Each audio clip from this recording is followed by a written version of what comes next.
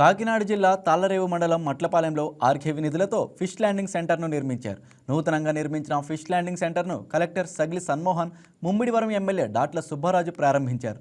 ఈ కార్యక్రమంలో మాజీ మంత్రి Chikkala Ramachandrarao, Mummidivaram market committee chairman Bhagyashri, MPP Rayudu, Sunitha తదితరులు పాల్గొన్నారు. వేటాడింది తెల్లారిగట్టు 3 దగ్గర నుంచి 6ంటికి సుమారు 1000 మంది పైన 100, 200, 300 బోట్ల మీద తెచ్చి ఇక్కడ అమ్మేవారు. అదంతా మట్టిలో జరిగేదండి. 69 లక్షలతో మరి పూర్తి చేసాం. కలెక్టర్ గారిని ఎందుకు తీసుకొచ్చామంటే కలెక్టర్ గారు ఇలా తీసుకొస్తే దీన్ని ఇలా ఉన్నవారు.